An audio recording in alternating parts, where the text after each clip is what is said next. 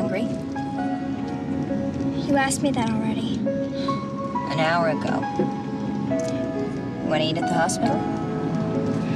I just want to go back to Boston where my only friends in the whole world are. That's not an option, Carrie. You know, a fresh start brings its own luck. Why does it always have to be your way?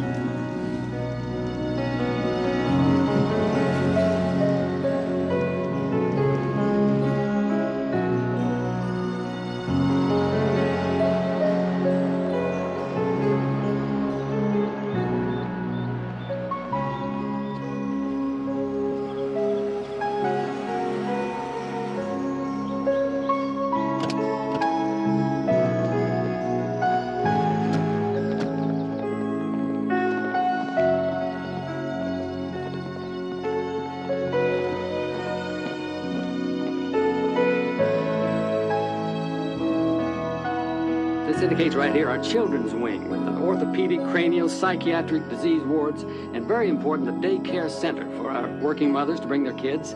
Oh, look at this. This is our new engraved sign that was designed by one of our leading artists here in the state. That's absolutely gorgeous, isn't it? And coming up, you'll see the reflecting pond, and behind that is the Cardiac Rehabilitation Center with the state-of-the-art monitored exercise equipment. And going on here, we'll find the parking facilities. Parking facilities are very important here. There'll be plenty of parking. And you'll also notice the very lovely grounds. It's just wonderful, but no picnicking allowed out there, I'm afraid. But no picnicking anyway, because in our kitchen is going to be the absolute state-of-the-art in terms of hospital nutrition. No more jokes about bad hospital food, believe me. I think I'll come down and have lunch myself from time to time. And all in all, I'm telling you, I don't think we could have done better. Everyone did wonderful on this whole job, and I think it's really terrific. I guarantee you, this will be one of the finest medical facilities in Eastern Ohio. Do you realize how long we've been waiting for this, Mayor? Well, I had to twist a few arms and call in a whole lot of favors, but our city council came through with the appropriation, and our knight in shining armor, Mr. Paul Stryker, put us over the top.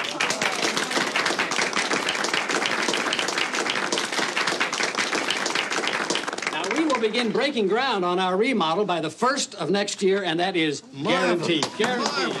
Or else I'll hold a county lottery to raise the money. Oh. Grand prize, a free operation.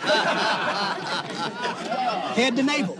Second prize, navel to knee. Third prize, removal of corns, calluses, and protruding plates. And the booby prize will be an operation by Dr. McMahon here, of your choice. Chief of Staff, humor. That's McMahon. Mm-hmm. Very distinguished. And none of this would happen without the diligent Willis Shaw, work of this man. world's oldest living resident.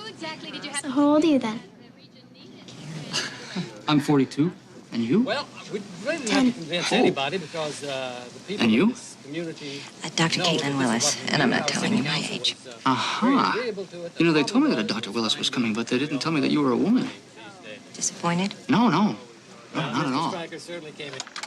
And I wanted to get out of Boston. Oh, that's fine, but here? It's Dr. Greenway. I'm lucky to be training under her. Funny, you don't look crazy. Her reputation. Ask anyone, the best 5 women surgeons, and she's always on the list. Oh, sure. Cutting up people's her specialty. You'll see. Carry on, Al. We'll just wait outside. Don't you have work to do? No, off duty. Don't you have a family then? Divorced. Long time ago. Other vital stats, cholesterol level 183, blood pressure 118 over 74. I'm a runner. Okay. Identifying marks, a small appendectomy scar. That's okay. Okay. Okay. So you can just go on in. Carrie and I'll just stay out here to bandage your wounds. Okay. See you in a minute. Greenway has a tongue like a number 12 Bart Parker blade. That means that she's got a...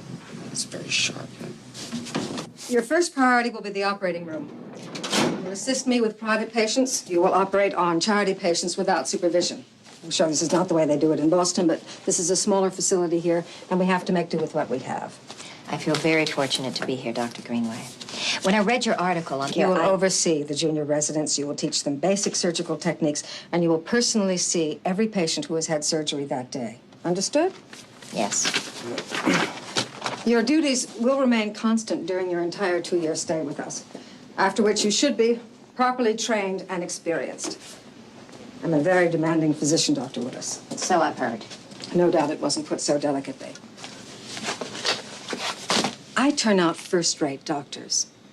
Anyone not interested in that enterprise or who has concerns more important than their work Such as husbands or children. won't have an easy time of it. Do you give this same introductory speech to all your residents, or only the female ones?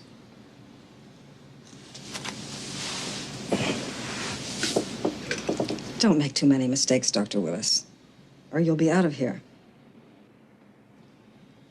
I'm not in the habit of making mistakes.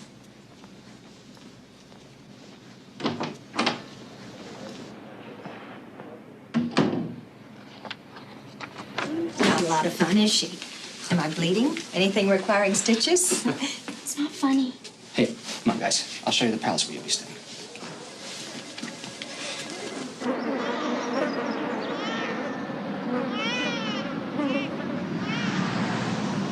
So, rent's cheap. It's close to the hospital. I want my old house, my old friends, and I want my old life. Just hang on with me, Carrie. 2 more years, and I'll be finished with my residency. This one's mine. Yours is over here. Come on. I'll show you.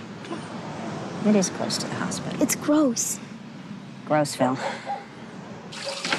I let your housekeeper in. I thought it would be all right. That's fine. I wanted it shiny clean for you. First time you look at a new room, it should be shiny clean. It makes the moving easier. Mrs. Kraybeck? Call me Frances. Since Mr. Kraybeck died 15 years ago in Kentucky, I'm nobody's missus anymore. 10 on your last birthday. You like to read, I bet. Ramona Quimby, age 8, Henry and Bezoos, and probably all the Judy Blume books. And you hate being here. My mother told you all that in her letters. Nope, she just told me how much she'd pay me for taking care of you and what my hours would be. I figured you out from looking. Come on, I'll show you your room.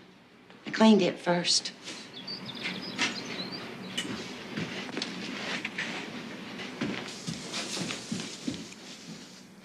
Listen, can I take you and Carrie out to dinner? Then just you? No. Another time. You know, I've been single such a short time, and I seem to have enough on my plate this year. Carrie, a new city, Dr. Greenway to contend with. Well, I'll just try again next year. After you.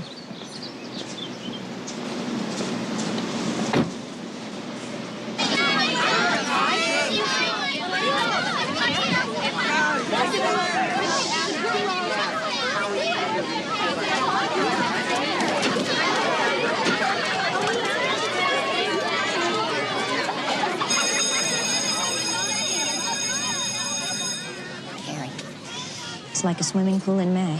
Jump in and it warms up. Come on.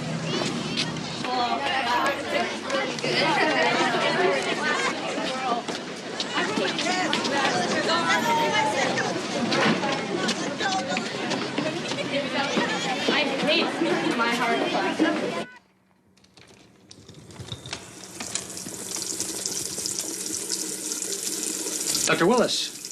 Dr. Willis, Nancy Miller. Nice to meet you. Hi, Nancy. Dr. Yardley, Dr. Willis. They told me you were coming. Welcome. Thank you.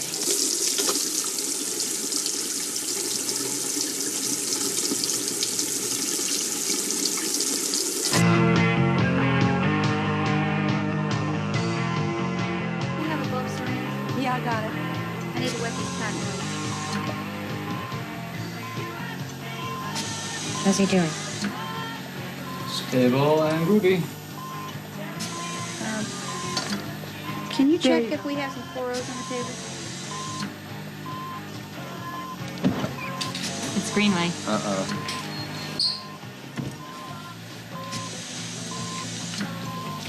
What have you got? Gunshot to the left parietal. Exit? It didn't. What was his condition when they brought him in? His left pupil was dilating. Did you get an x-ray? CT scan.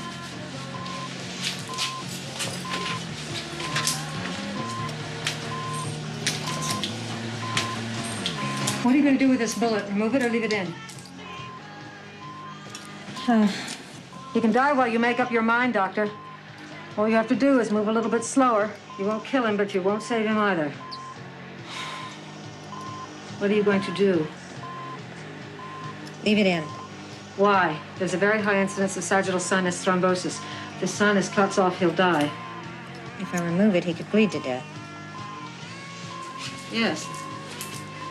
I don't know if the bullets in the sinus are just plugging the dike. Safe to leave it in. It's a matter of judgment. Judgment. Yes. That's what lives depend on. So you're right.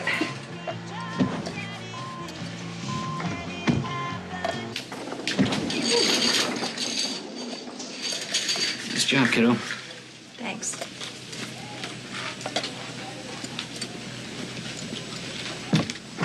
Now that we've seen our post-ops, we're going to be taking a look at our referrals for evaluation.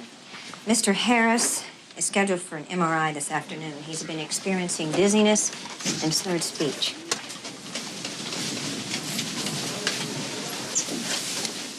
Hi, Mr. Harris. How are you today? Ready for your MRI?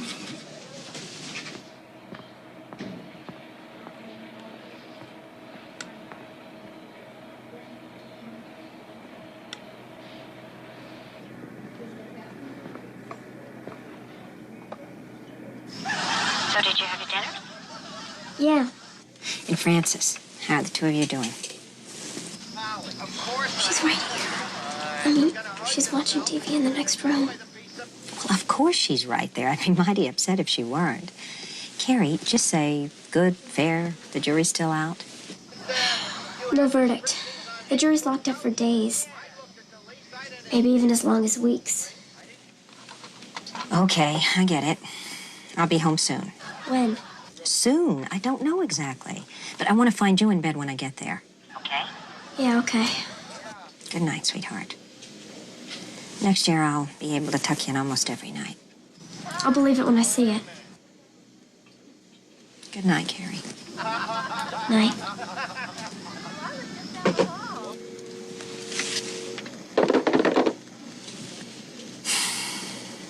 Oh, hey, it says here you can only have an 8-foot couch, not a 10-foot. Well, you want to come over with some sodas or something? That's great, yeah. What do you think, Mr. Daniel? My mother said I could stay up until she comes home. 9 o'clock on the dot. No stalling, no reading in bed. You didn't talk to her, I did. Tonight I get to stay up. Mr. Craybeck was in the military from the time I met him when we were 18 until the day he died. So that means I was in the military, too. We had to pick up and move the family every year or so. And I had to learn to follow orders the same way he did. Is there a point to this story? The point, Miss Wills, is that your mother gave me my orders. The child goes to bed at 9 o'clock, not 9:15, not 9:30. And I never heard even a whisper about the child staying up to all hours. I take my orders from the top. Got it?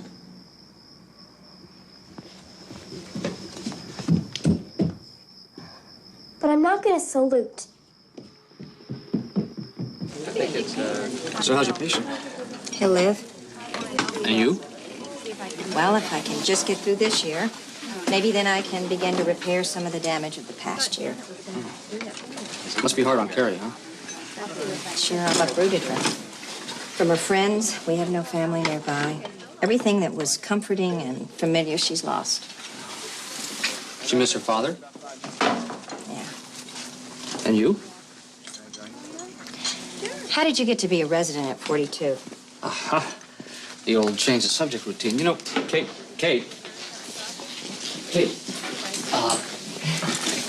You know, you can just tell me that you don't want me to talk about your former husband. Do you always eat this much? If the food's better, I eat more. Where do you put it? You're a 42-year-old resident. What, because you started med school late? Nope. This is my 4th residency. Internal medicine, cardiology, general surgery, and now anesthesiology. You like to have a broad base of knowledge. No. I just can never make up my mind about anything. Ever.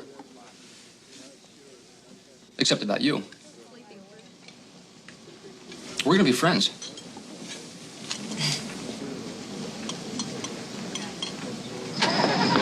2 weeks vacation coming in September. Oh, I'm sorry. My fault. Oh, no, My fault. it's all mine. I'm sorry. Okay. We won't argue about it. But it's still mine. Okay, you win. Good night. Night. How's it going, Frank? Oh, great. How you doing, John? You know, you shouldn't be out here alone this time of night. I'm just going to my car. Well, the parking lot's not too safe even during the day.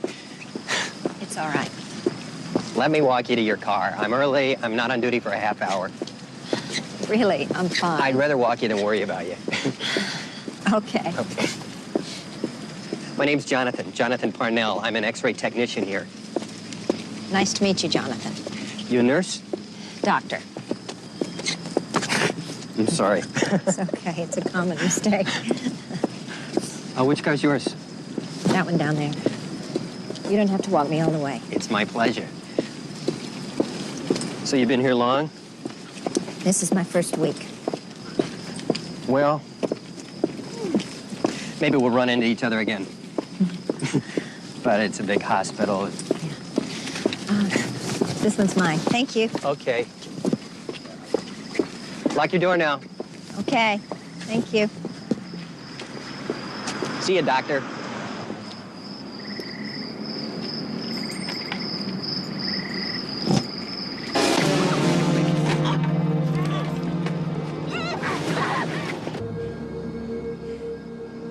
Gotcha.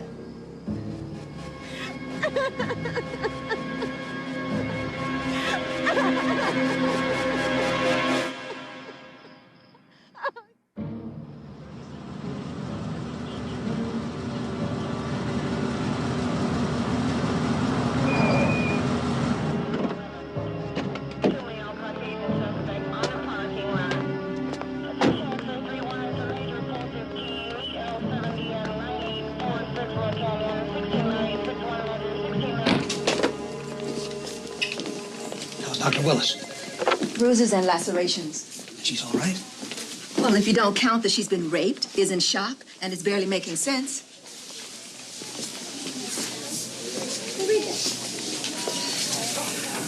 I'm very sorry, Dr. Willis. We're all sorry. I was going home, and this man offered to walk me to my car. He said that,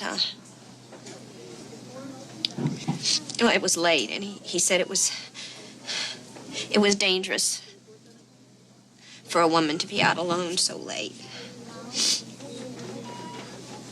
He wore a hospital jacket, and he said he was an X-ray technician here, and I believed him. Parnell, Jonathan Parnell, he said his name was. Check the hospital records. He knows he's about to rape a woman. He'd be an idiot to give his real name. Try it anyway. Personnel, second floor. They'll have it. They'll find him. And then we'll put all this behind us. You take all the time you need at home with your family. I have a young daughter. Then we'll go on. It's not good for you or the hospital to dwell on this. And of course, we'll give you all the help you need. We'll give you all the help you need.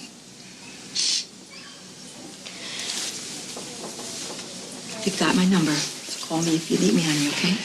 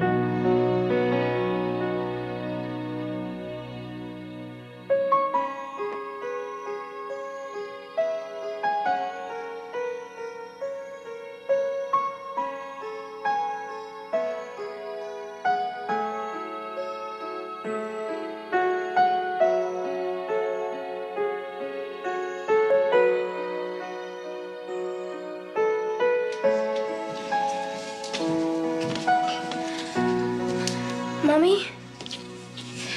You got home so late. Very. Can I have cereal?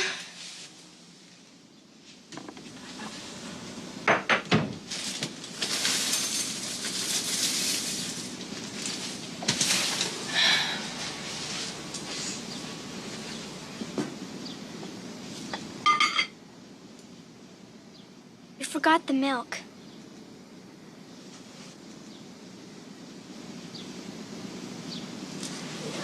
What happened? I'm all right now, Carrie. Who did that to your face? A man A that patient at the hospital? As I was leaving the hospital, a man I didn't know offered to walk me to my car. He said that it was too dark and dangerous to be out alone. He said that he was an x-ray technician there. So I let him. And then when we got to my car, he hurt me. You let a stranger walk with you? You tell me never to talk to strangers or go anywhere with anybody I didn't know. Look, you tell me that all the time. Yes, I thought that... It was stupid. You're right, Carrie. You're right. I wasn't thinking. Bad things can happen, and you've got to be careful. You weren't careful. I'm all right, though. You're supposed to be smart. You're a doctor, aren't you? How can you be so dumb? Street made the call. She saw him.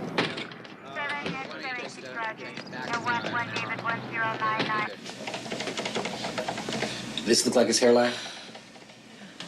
It was dark. I can't... Was he wearing a hat? No. He walked you from the building all the way to the parking lot, didn't he? Yes. You were able to see his face, weren't you?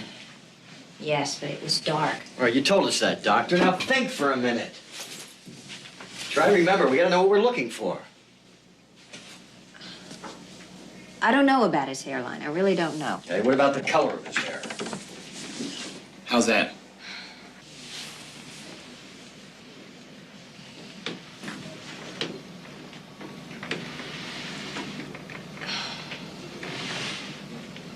Yes. Something like that. So. Was he thin? What about the face, the cheekbones?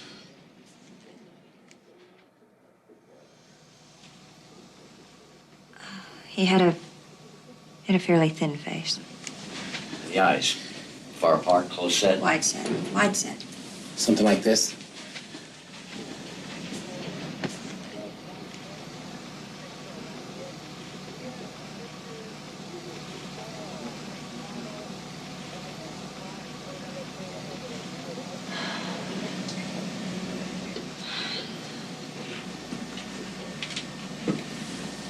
Doctor.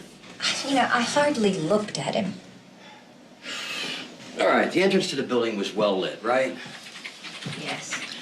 Now, you told us you bumped into him and you had a conversation with the man, right? Am I right? He was average looking. Like 1,000 other men. Tell me, aren't doctors trained to be observant? Yes. In the operating room with a patient. I was off duty. I was exhausted. I wanted to get home to my daughter. How many minutes would you say you were in conversation with him? 2, 5? At least 2. Do you realize how long 2 minutes can be, Doctor? And you're telling me you don't remember anything about his face? If I knew he was going to rape me, I would have looked closer. Well, maybe you don't want to remember his face. Maybe you're sorry you reported it at all. He had a knife. A man I never met before slugged me across the face, pulled a knife on me, and raped me. As God is my witness, if I could have pulled that knife away from him, I would have killed him. I don't think we're going to get any more, Frank. Think about it, Doctor. If you can remember anything, call me, okay?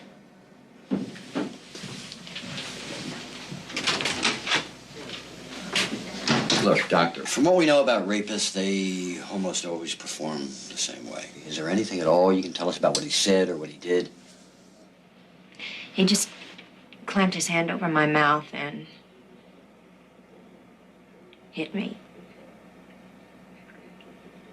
I fought back, and, then he got on top of me and said, "Gotcha." And then he raped me. Right before he raped you? Yeah. All right, doctor, thank you. And look, if anything else occurs, you give us a call. You better get some counseling. It's going to hit you when the shock wears off. You do your job, I do mine. Oh, yeah.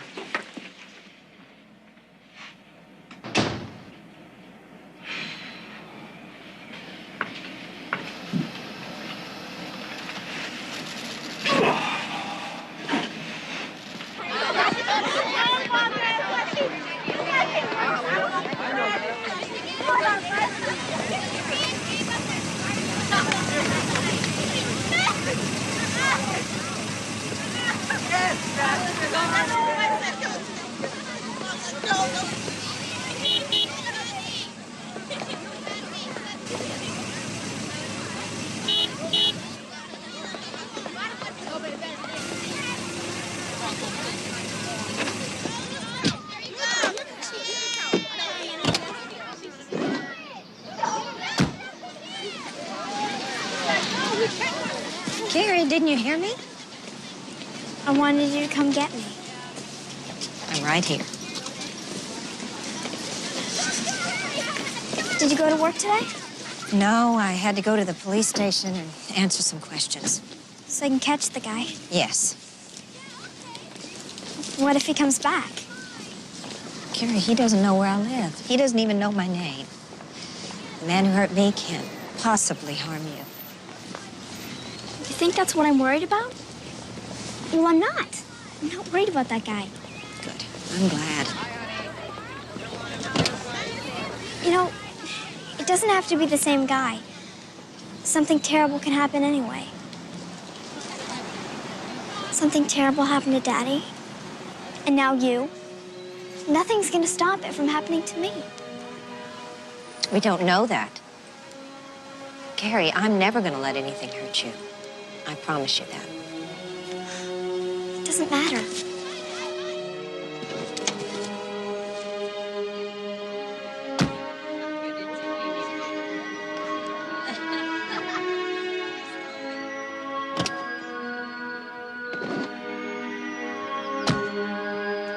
How do you comfort a child who believes the world is made up of catastrophes? When she sees you're all right, she'll get past it.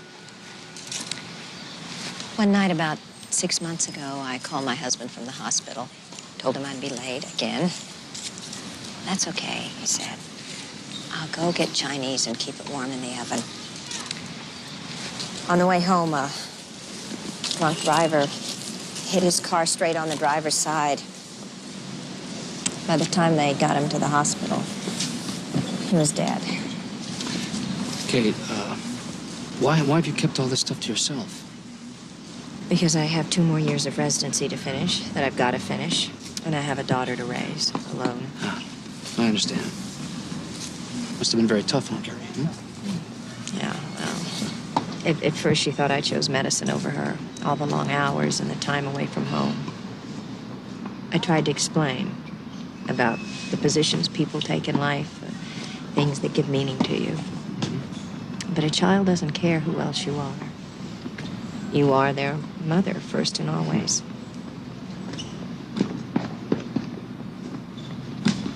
Just when we were beginning to see the light at the end of the tunnel, the accident happened. Been through a hell of a lot, Kate. I will not fall apart. I will not. Yes, you will. Is that a prediction? Unless you allow yourself to be human. I can't. There's too much pain. I just can't. Try to get there earlier.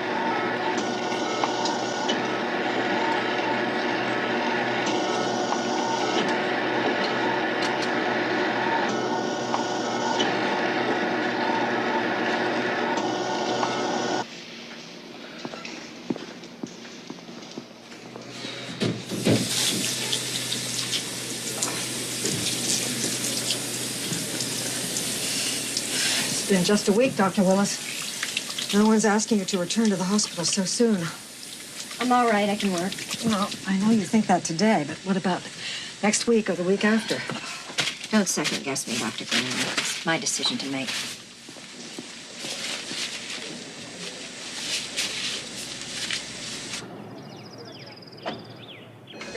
He was hiding in the backseat of the car, and he said he would get me if I screamed. Close enough? No. Oh, Porter, give it up. No. We had another gotcha rapist.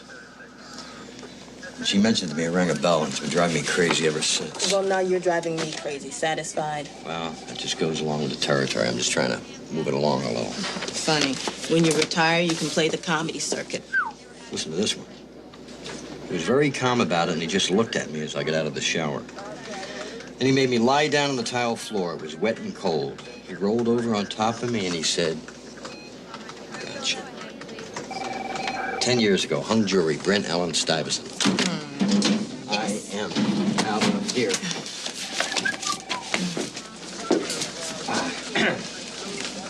Thank you.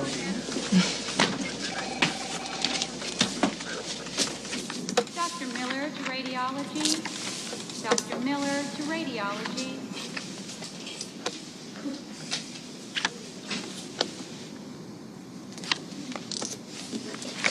That's him. That's the man who raped you? Yes, he looks younger, but I'm positive it's him. Okay. You'll arrest him? Well, as soon as we find him. I want him in jail today.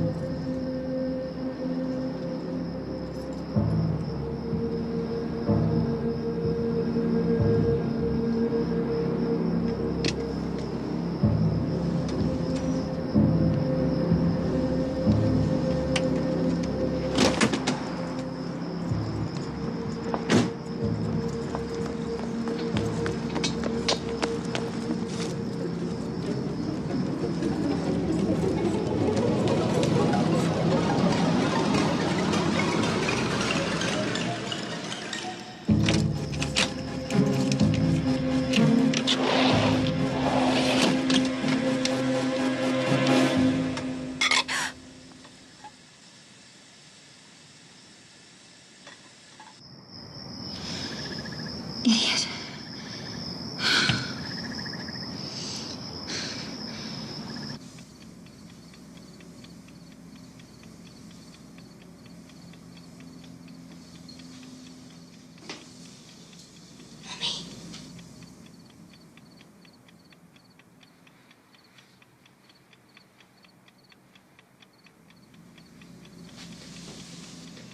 Mommy? Carrie?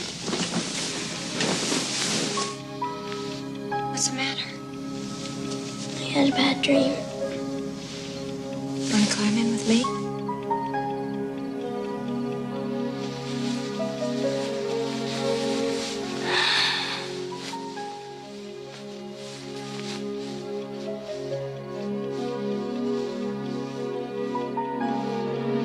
I love you, sweetheart.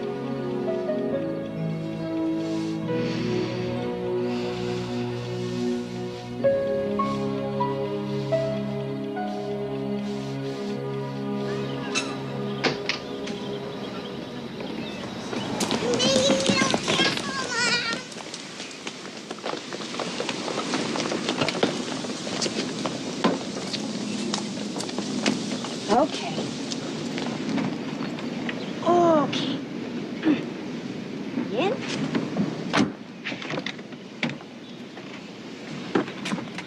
Okay. Seatbelts, everybody?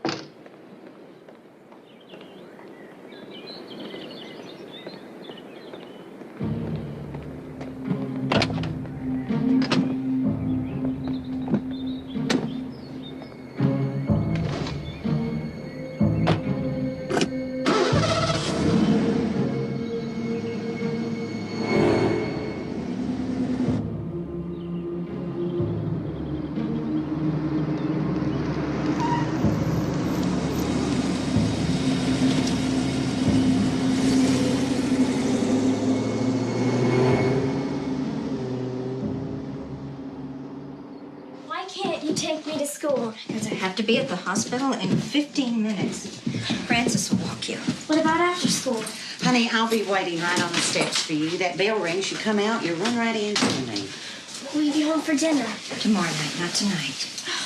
I can do it myself. I'm very self-sufficient. Okay, Miss Self-Sufficient. You lead, I'll follow. School awaits. Thank you, Francis. Here you go.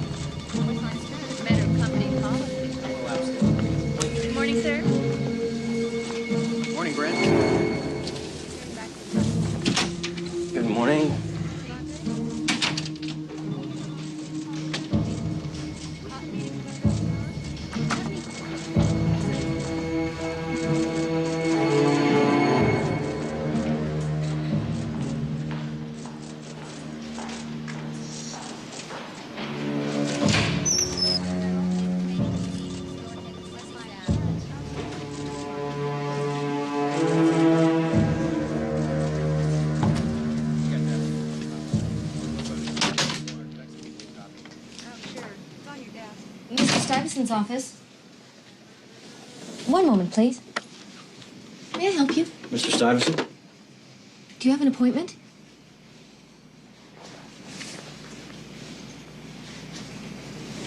One moment, I'll tell him you're here.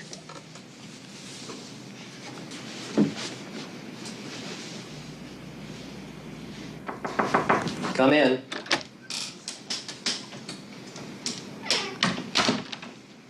There's a Detective Porter wanting to see you. For me? That's what he said. Okay, well, tell him I'm on the phone. I'll be with him in a minute.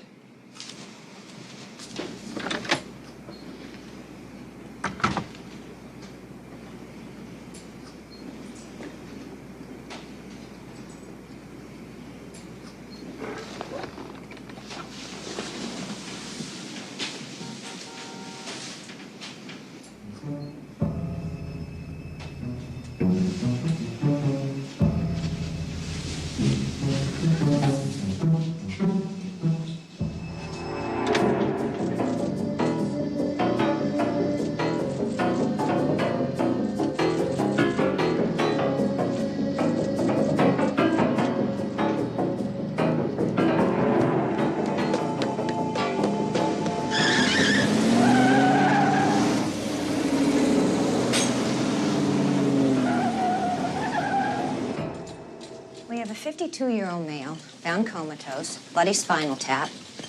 CT scan found blood in the ventricles. He was admitted early this morning, and his condition is essentially unchanged. The question is, do we operate immediately? Rieger, what do you say? Isn't it accepted procedure to wait and see if the patient wakes up? You're not asking a question, Dr. Rieger, are you? No. Then state your opinion clearly, without the question mark at the end. If you don't know what to do for the patient, no one does. Do you wait 10 days for the basal artery spasm to subside? Do you increase the blood pressure to perfuse better? He's in stage 4. Statistics favor waiting. And your patient? The next 48 hours will tell.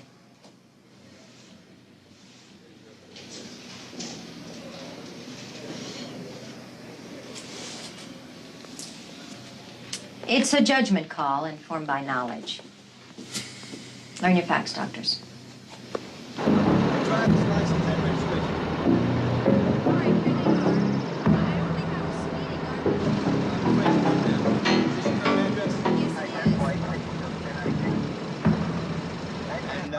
You've lived here how long? All right, can I also see Come on, come on.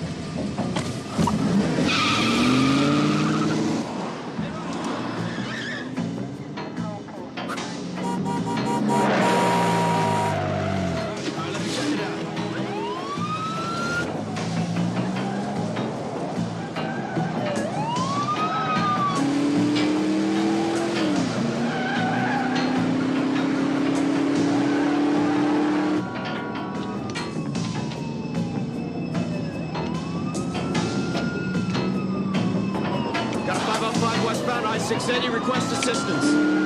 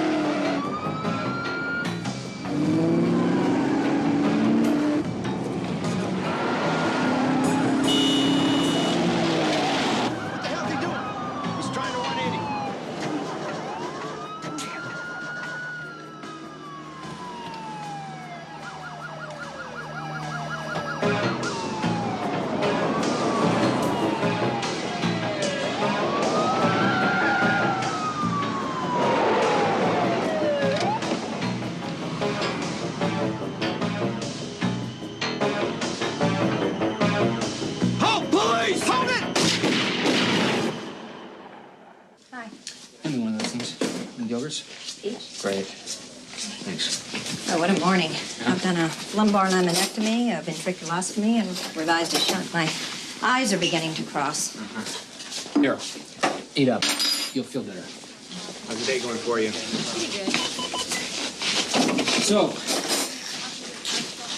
Greenway's supervising this morning? Well, she was, but she's off this afternoon. Oh, lucky you. Tell me something. Has she ever been known to give a compliment? Well, there was a day, it's probably apocryphal, back in 1955. Hold that story. I've got to hear the end of it. Dr. Willis. I'll be there. They're bringing in a head one. Want to play? Why not? You pitch, I'll catch. But no extra innings. I got dinner plans tonight. After you. Okay. I got this side. All right. Okay, Willis. Lift. Coming through. I got it. Just a bullet wound? Yeah. Let's get him over to bed 4. Yeah, this right parietal.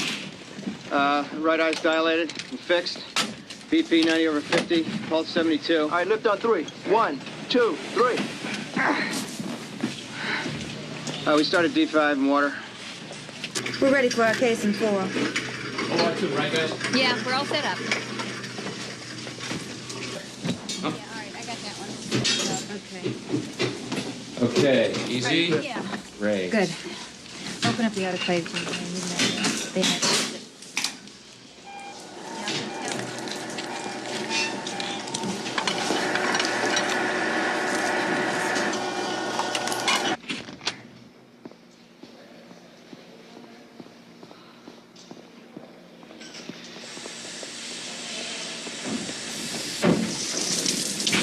Where's the bullet? Right parietal lobe. Put up the CT scan.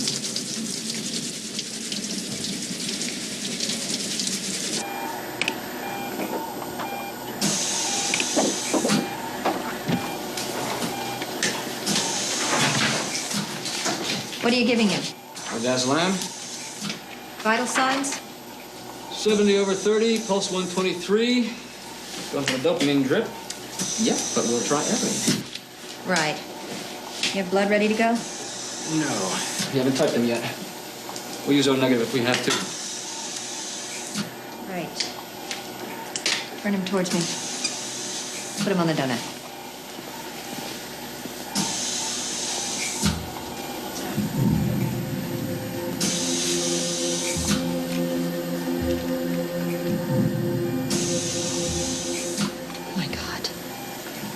What is it, Kate? Okay, come on, let's move.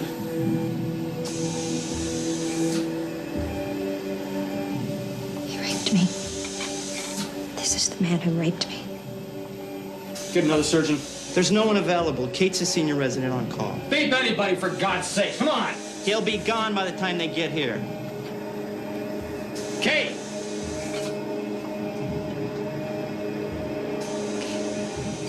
Let's do it. Wrap him.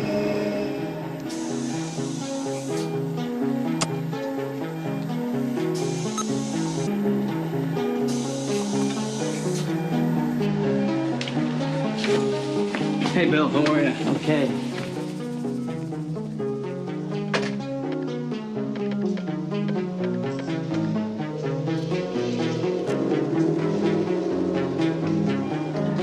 some hypoxia here, Kate. I don't know why he's not getting enough oxygen.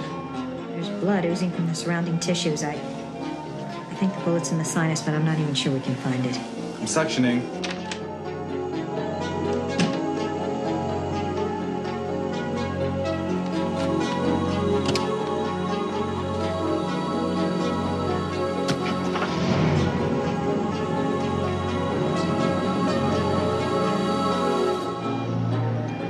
I see the bullet.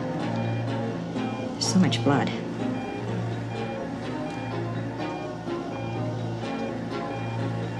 Not responding well. Does the bullet stay in or does it come out? Kate. Is it in or out, damn it? Let's get it out.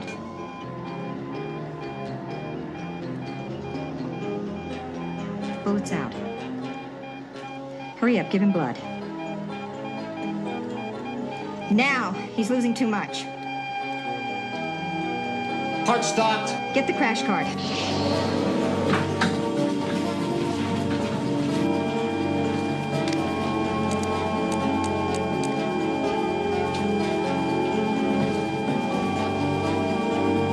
He's not responding. Stop CPR.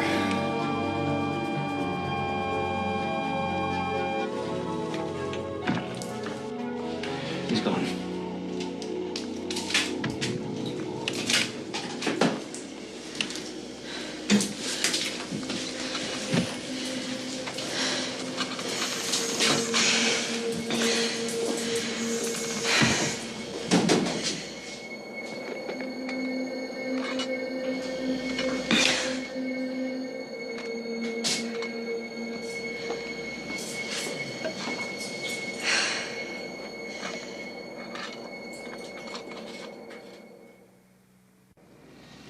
Well, what was the man's condition when he was brought in?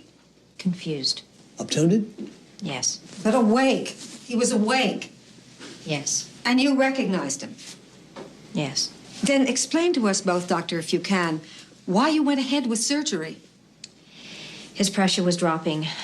He'd lost a lot of blood. Did you really think you were competent at that moment to operate on a man who had raped you?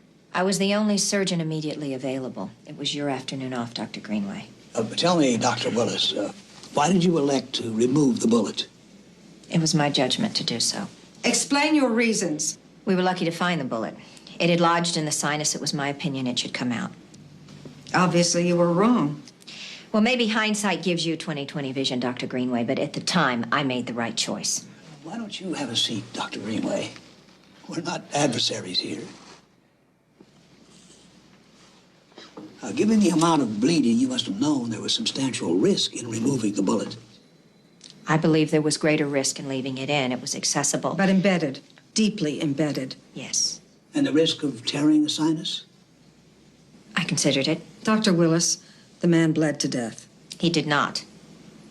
The man's heart stopped. He died of cardiac arrest. If a patient is bleeding from the head, the low blood pressure affects the other vital structures. I know that. If you cannot give him blood and get his pressure up, then you do something else, which may not be as good for the patient in the long run, but which might allow him to survive now. I did everything I could. You were in no emotional condition to operate on that man. I did everything humanly possible given the circumstances. Well, it wasn't good enough.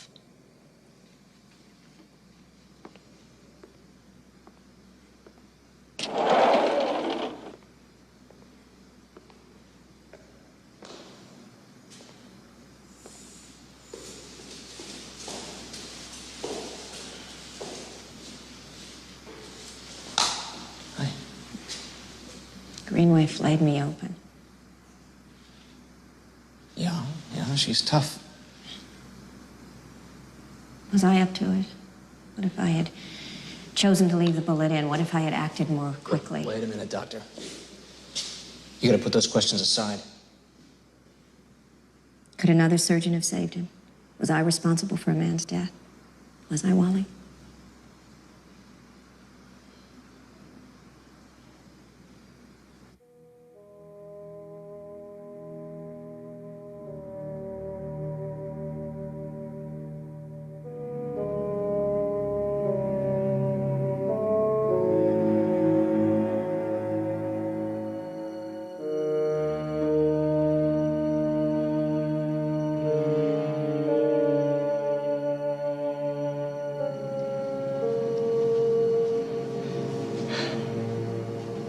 Mommy. Oh, Carrie. I'm sorry. No, it's okay. Never mind. Never mind. I'm sorry. I don't want any more pain. Mommy, don't cry.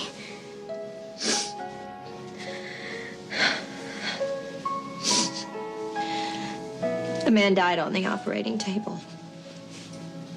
They say it's my fault. Is that he's dead? Yes. What do they think you did wrong? It's complicated because... You could never kill somebody. They don't know you. I do. And that's just not something you could do. You sound like your daddy. That's what he would have said. Good. Oh, Carrie, I miss him. I miss him. So do I. Oh, God, it's worse at night, isn't it? It's so lonely.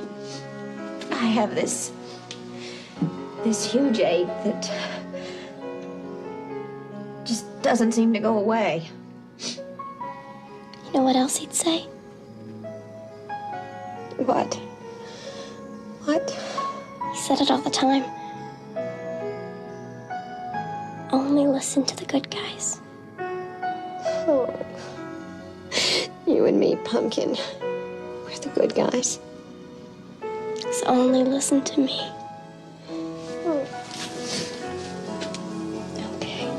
Okay. I love you.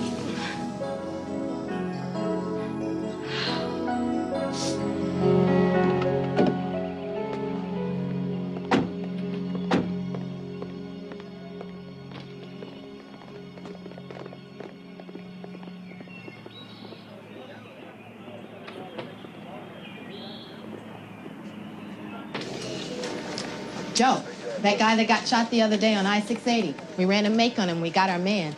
Yeah? Stuyvesant. Brent Allen Stuyvesant. Positive ID? Same fingerprints. Died on the table. Bullet wound to the head. Who was the operating doctor? One guess. Dr. Kate Willis. Uh-huh.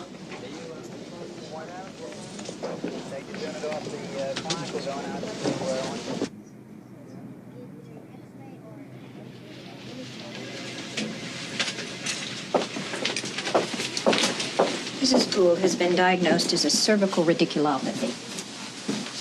Morning, Mrs. Gould. Is it? Mrs. Gould has had a pain down her arms for the past 6 months. She's been in a cast. We've tried traction. Nothing seems to work. Peterson, what would your next course of action be? What were her EMG results? Positive. Then I guess I'd operate. I concur. Mrs. Gould is scheduled for surgery first thing tomorrow morning. No.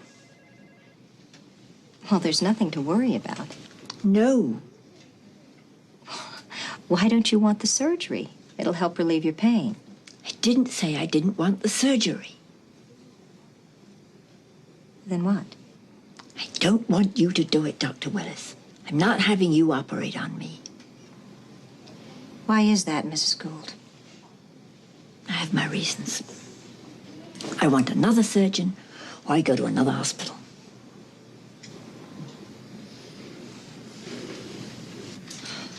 She didn't want me because of what she'd heard. Which was? That I had killed a patient in the operating room, deliberately. She said that? She didn't have the guts to. Another patient did. Said he heard it from a nurse who heard it from another nurse or a resident or one of the interns Wait a who second. was in Wait a that minute. operating Come room on. with me. Wait a minute. Wait a second. With me. That's just hospital gossip line stuff. How do I continue to function in a hospital where my fellow doctors believe I murdered someone?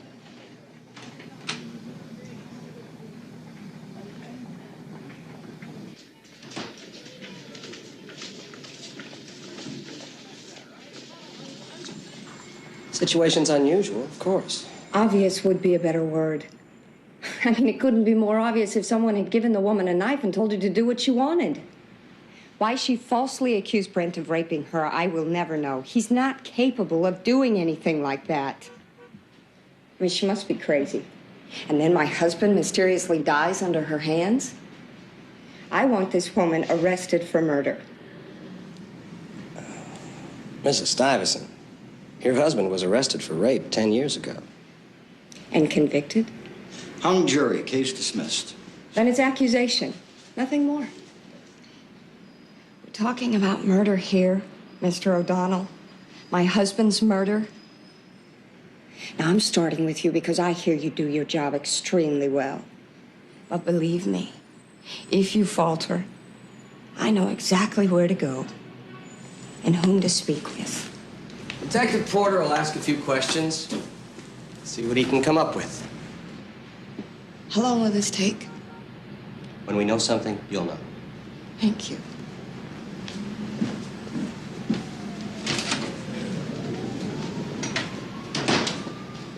Let's keep quiet about this Willis thing. This may be nothing at all. Maybe. Meaning?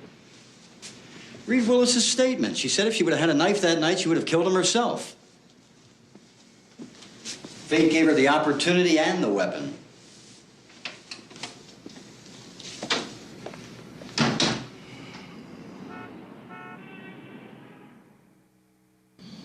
He died of cardiac arrest. Caused by? Shock, probably. Well, effects of the wound, excessive bleeding, lots of things. Could he have died from something the surgeon did? No. There's no indication of that. Okay, thanks. But a surgeon doesn't necessarily have to do something to a patient to kill him. Sometimes it's what he didn't do. Like what? Well, like waiting too long, hesitating. Now, it wouldn't show up on the pathologist's report.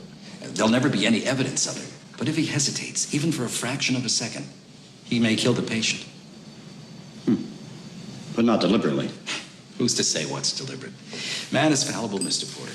Fallible in his skills, fallible in his motives. Okay, thank you.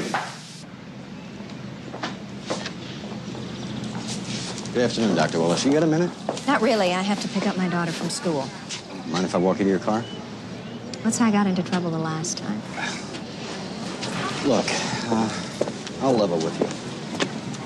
This morning I took this thing.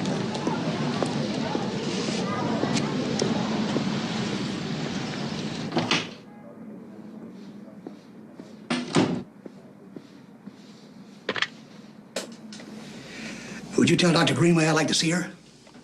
Immediately. Have you ever performed an operation exactly like this before? Why all these questions? Just routine. For a cop, you're a bad liar, Mr. Porter. All right. Look, we have a very difficult situation here. You think I wanted him dead? Maybe. Oh, no. No, I wanted him to stand trial. I wanted him to be punished. I wanted him to understand what he did to me.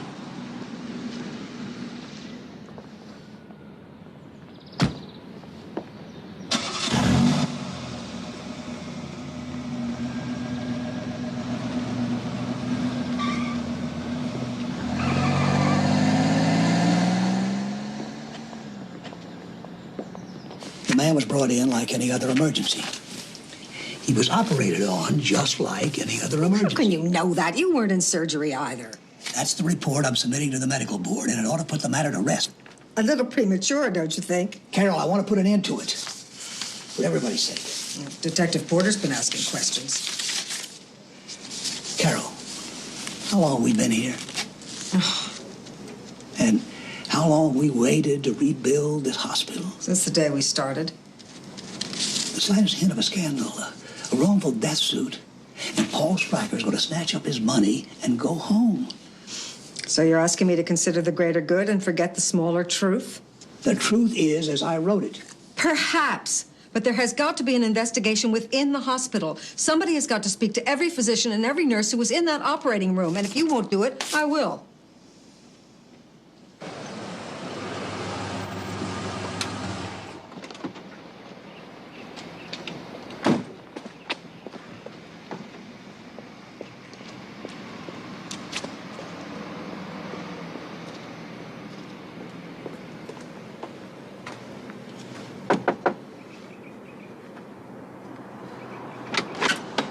Mrs. Stuyvesant. Tim Mateson, Youngstown Times. Come in.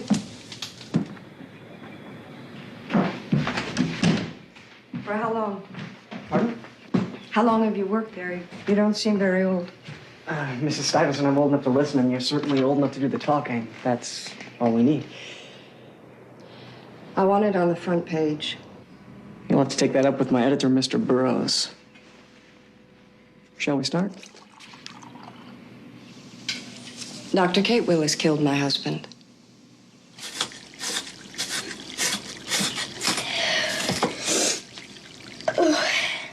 Let me do that then. You're filling up a bucket with those tears. My theory is tears make spaghetti sauce taste better. Cuts the acidity in the tomato sauce? Yeah, whatever that is. What we're making here is comfort food, and I think we both could use a healthy portion right about now. I always thought chicken soup was comfort food. You know, when you're sick, you're supposed to have chicken soup. That's right, and when you're having life's troubles, you're supposed to have comfort food. Maybe in your generation, but not kids. And what did your generation have? Hamburgers. Oh, how could I have forgotten? You know, Mom, you're getting old. The memory's going. Chop the green pepper.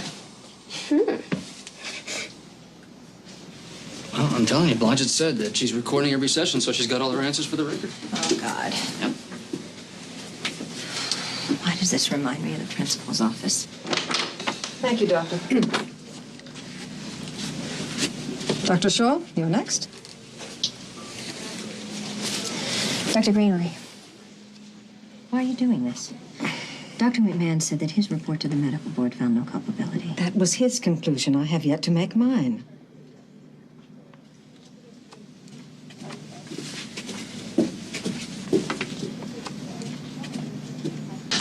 Well, that's the purpose of a grand jury investigation, isn't it? To gather evidence, to get the facts public. It's investigatory. I can't imagine why you wouldn't support me on that. Could you explain that to me, Mr. Mayor? Mrs. Stuyvesant, our DA found no reason to prosecute. The Youngstown Times sees it differently. You spoke to the press. No one is taking my husband's death seriously. My husband was murdered, Mr. Payson. I'm not going to turn my back and pretend it didn't happen. I'm in trouble, aren't I, Mr. Hale? It would seem so. I've made up my mind. I want to testify before the grand jury. You want my opinion? That is a bad choice. Why? If what they hear is the truth. Because I'm not permitted to be there to help you. So that anything that you tell them can be used against you later.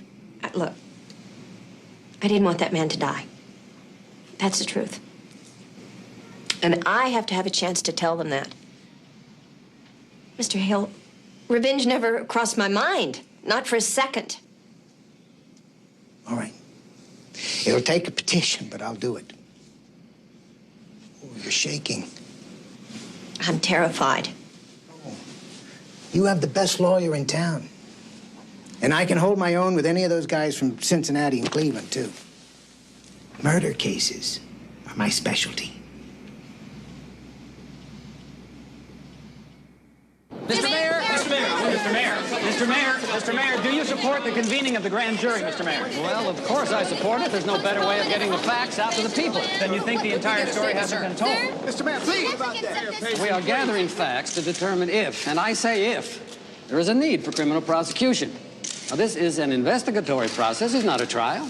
You people just slow down, okay? I mean, the horse is not even out of the barn yet, and you're locking the door.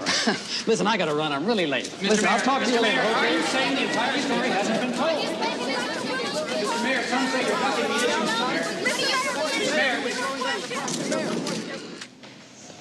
Mr. Mayor. Detective Porter, you were assigned to the case of rape involving Dr. Kate Willis? Yes. When did you first meet Dr. Willis? When she came to my office to try to give us a composite of her assailant, I had a police artist with me. And did her description of her assailant fit the description of the late Brent Allen Stuyvesant? More or less. Was there a time when she absolutely identified Brent Stuyvesant? Yes, sir. Tell us about that. I brought her pictures of several men previously arrested for rape and asked her if her assailant was among them. She picked him out immediately. Let's be clear about this. She positively identified him. She said, "That's the man who raped me." Now, Detective, you also investigated the events surrounding Mr. Stuyvesant's death, didn't you? Yes, sir, I did. And why was that investigation started? Mr. Stuyvesant's widow was concerned about the manner in which he was killed. And did you share her concern? I had my questions. And why was that? The day Dr. Willis was at the station with me, she told me that if she could have gotten the knife away from her rapist, she would have killed him on the spot. Somehow the coincidence of it, that he in fact did die under her knife, well, made me wonder. Now, Dr. Shaw, you had operated with Dr. Willis prior to the surgery in question? Many times. She's a brilliant surgeon. That's not what I asked, Doctor, and it's a matter of opinion. Now, let's review the day in question. You were in the operating room before Dr. Willis entered? Yes. What happened when she came in? Dr. Willis wanted to know what I'd given the patient and what his vital signs were. Was he awake? Barely, but his blood pressure was down and was dropping. As I understand it, then, it was imperative that surgery begin as quickly as possible. Yes. Tell us what happened next. Well, Dr. Willis asked one of the residents to secure the patient's head, and then she took a look at him. What did she say? She said that he was the man that raped her. She must have been shocked. Ah, of course. We all were. Did you advise calling another surgeon to operate? Yes, I did. And I'm sure that Dr. Willis would have stepped aside, but there was no other surgeon immediately available, and there was very little time to waste, so Dr. Willis had to operate immediately. Haven't you skipped something? No. It was my understanding that Dr. Willis hesitated. Well, for a moment, it was just mere seconds. Time was negligible. You said, "Kate, let's move." Do you remember saying that? No. Residents, the intern, the nurses, they all testified under oath that Dr. Willis seemed to hesitate, and you said, "Kate, let's move." I don't remember that. Dr. Shaw, are you close friends with Dr. Willis?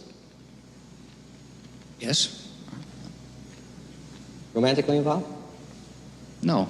Is your friendship clouding your memory? No, it is not. So, Doctor, do you remember any other operation performed by Dr. Willis where she was warned that any delay might kill a patient? No. You're under oath, Doctor. I don't remember any such time. You don't recall a time when Dr. Greenway came into the operating room while Dr. Willis was operating and asked her to determine the procedure she was going to use on a patient who, like Brent Stuyvesant, had been admitted with a bullet wound to the head? Yes, Dr. Greenway. That's Do you remember what Dr. Greenway said to Dr. Willis? Dr. Greenway... Let me refresh your memory. According to testimony given by others in the OR that day, Dr. Greenway said to Dr. Willis, "He can die while you're making up your mind, Doctor. All you have to do is move a little slower. You won't kill him, but you won't save him either."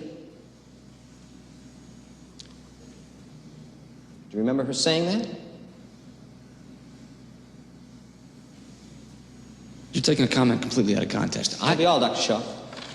You may step down.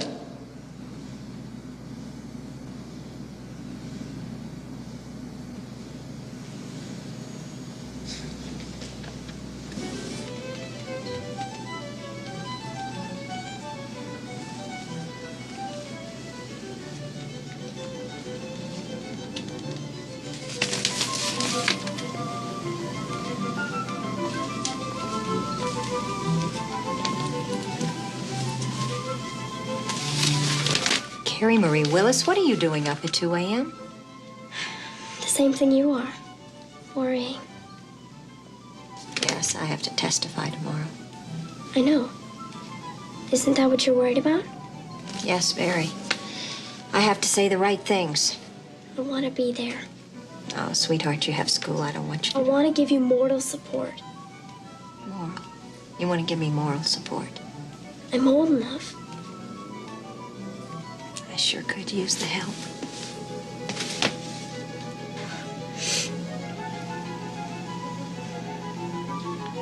Dr. Shaw had given the patient Lasix and Aramine because he didn't have a dopamine drip. I wanted to give him blood, but there wasn't time to do a cross-match. All this took place before you recognized him. Yes. And then? I asked the junior resident to put the patient on a headrest, and he turned his head toward me. And you recognized Mr. Stuyvesant? Yes. As the man you say raped you? Yes. There's no doubt in your mind? None. Now, Dr. Willis, did you at one time tell Detective Porter that if you could have wrestled the knife away from your rapist, you would have killed him? Dr. Willis? Do you recall saying that to Detective Porter? Yes. Wasn't that your first instinct? No. Well, what happened to your thirst for revenge? Huh? Did it simply evaporate? He was a critically wounded patient. His blood pressure was dropping. I knew that You're telling us you treated him just like any other patient? Yes. Dr. Willis, didn't Dr. Shaw have to prod you to move more quickly? Just for the moment. Do you remember a time when Dr. Greenway told you that if you didn't want to save a patient, all you had to do was move a little slower? In another situation, yes. Thank you, Dr. Willis. That about covers it. Don't you know that I've replayed that night over and over in my mind? Every detail, every move I made, every second that went by until I knew for certain that I did my best. We're done here, Dr. Willis. I used every surgical skill I had. I tried to save that man. I wanted him to live. Step down, Dr. Willis. Your time here is finished.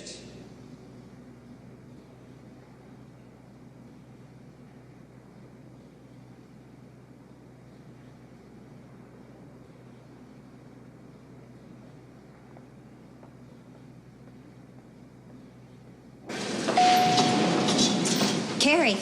Mommy. It's all over. How'd you do? The best I could, but I don't know. Oh, Mommy, did you mess up? Did you say the wrong things?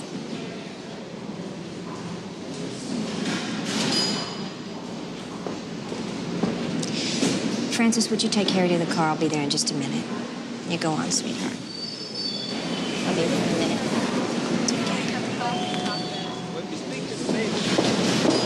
Dr. Greenway, what are you going to say in there? My testimony is private and privileged information. You haven't liked me from the first day we met, have you? Your likability has nothing to do with this case. I did everything in my power to save that man. I've searched my heart, and I know that's true. But you won't listen. You're going to walk in there and destroy my life.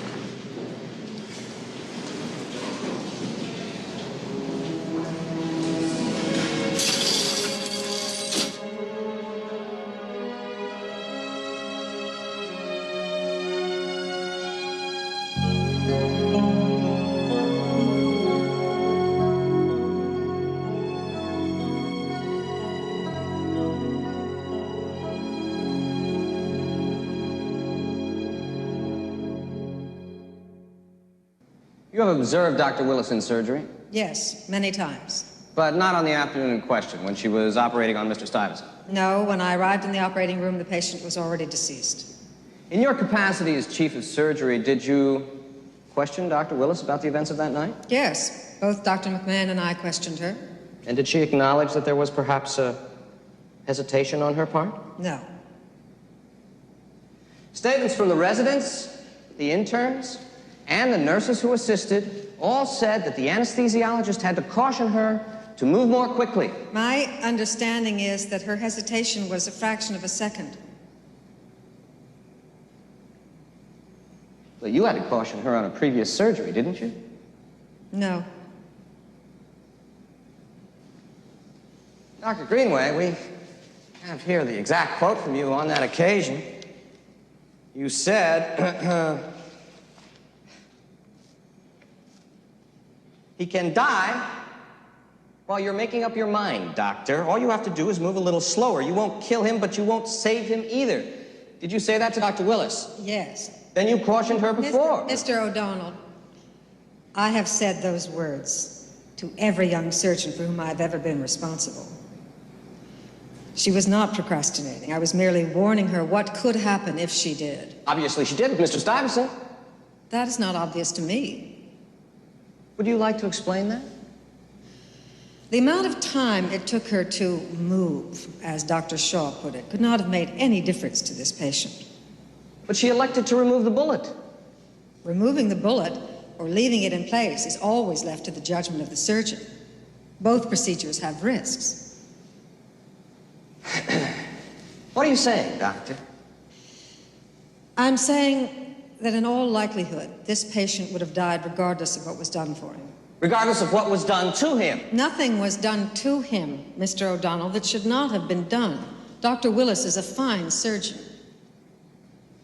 Is it your judgment that Dr. Willis should have undertaken this surgery? Dr. Willis had no choice. You cannot prosecute a surgeon for what she may have been thinking before she operated. While she operated, my understanding from my own very thorough investigation is that she did absolutely everything she possibly could, in spite of the circumstances involved. Thank you.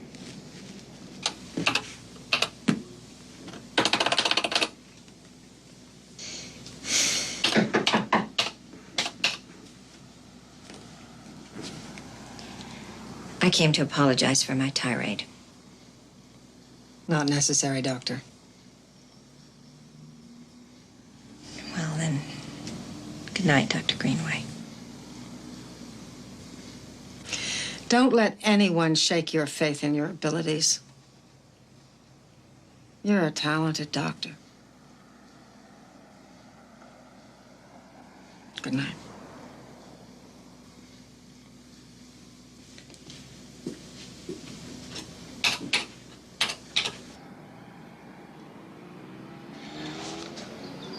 Does this mean it's all over, Mommy?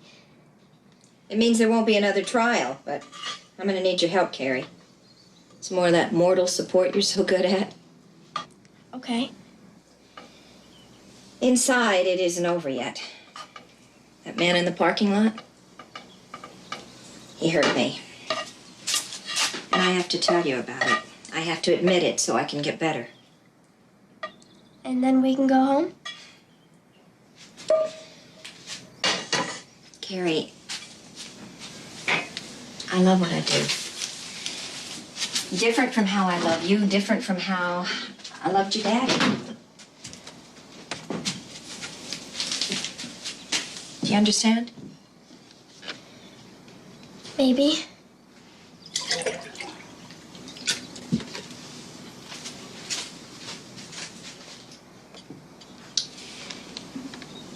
It's the part of me that was there when I was your age. Before I met your daddy or had you. It's the part of me that makes me Kate. You know how you feel when you draw a beautiful picture or you work very hard on your science project and you finally finish it? Yeah. Well, that's the part of me that loves being a doctor. I want to be proud of myself, just the way I'm so very proud of you. Then we can't go home, right? Not until I finish my 2 years. But then we can go home. Okay. Okay.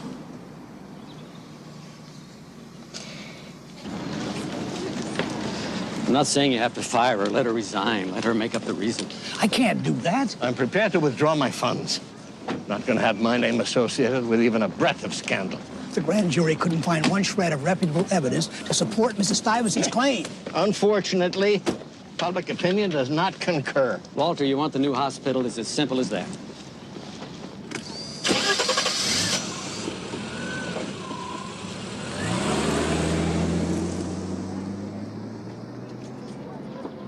Mr. Fernandez was admitted to the hospital complaining of dizziness and weakness to his right side.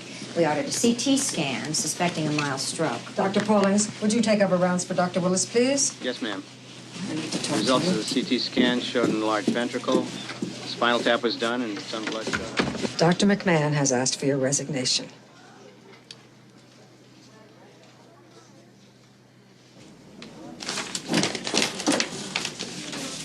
Dr. Willis's letter of resignation? That was a political decision. Exactly. And here's mine. What? Hey, Carol.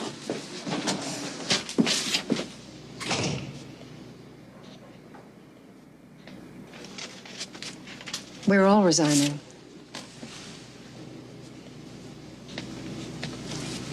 Show some guts, you old fool.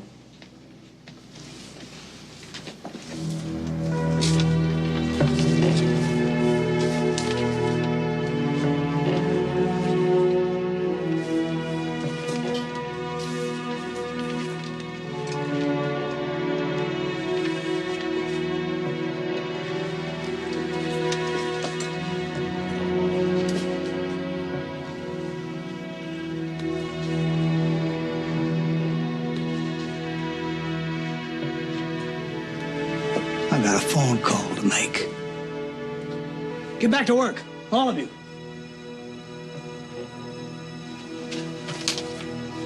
And that means you.